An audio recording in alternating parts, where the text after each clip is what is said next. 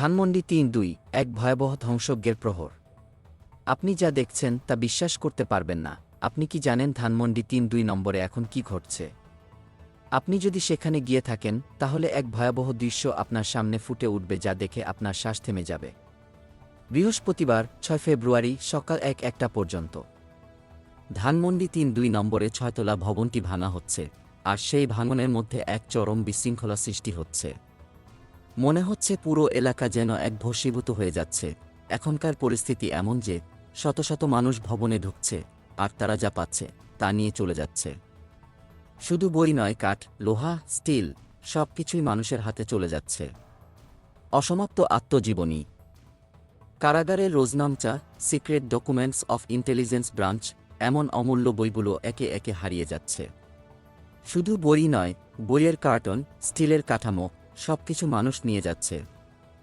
এ এক ভয়াবহ দৃশ্য। তবে সবচেয়ে অবিশ্বাস্য ঘটনা ঘটে যখন আল আমিন নামের এক ব্যক্তি স্টিলের কাঠামো নিয়ে বের হয়ে আসে। তার মুখে ছিল এক অদ্ভুত হাসি, সব বিক্রি করব। তারপর মুরগি বা গরু মাংস কিনে খামো, আর কিছু না। এই অরাজকতার মধ্যে কেউ যেন আর থামছে না। সবাই যেন নিজের প্রাপ্তি নিয়ে চলে যাচ্ছে। রাত ৮টার দিকে ছাত্রজনতা মিছিল নিয়ে ধানমন্ডি ৩-২ নম্বরে ঢুকে পড়ে। এরপর যা ঘটল তা ছিল এক ভয়ঙ্কর মুহূর্ত। তারা ভবনটিতে আগুন ধরিয়ে দেয়। আগুনের শিখা আকাশের দিকে ছুটে চলে, আর পুরো এলাকা জ্বলতে শুরু করে। এই উত্তেজনাপূর্ণ পরিস্থিতি পুরো এলাকা কেড়ে নেয়, আর কেউই শান্ত থাকতে পারেনি। পুরো এলাকা যেন এক আগুনের সমুদ্র হয়ে উঠেছিল, আর এরপরেও থেমে যায়নি ভাঙনের কাজ।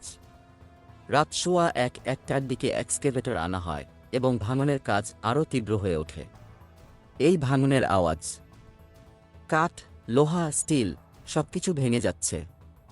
পুরো এলাকা এক বিশাল ধ্বংসস্তূপে পরিণত হয়, যা দেখে আপনি চমকে যাবেন। এখনও হাজার হাজার মানুষ সেখানে জড়ো হয়ে আছে। কেউ ছবি তুলছে, কেউ ভিডিও করছে, আর কেউ আতঙ্কিত হয়ে দাঁড়িয়ে আছে। কিন্তু সবচেয়ে বড় প্রশ্ন, এটা কি শেষ? এই উত্তেজনা কবে থামবে?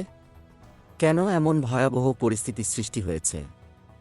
ধ্বংসযজ্ঞের পর এলাকা কি পুনর্নির্মাণ হবে, নাকি সবকিছু ভস্মীভূত হয়ে যাবে?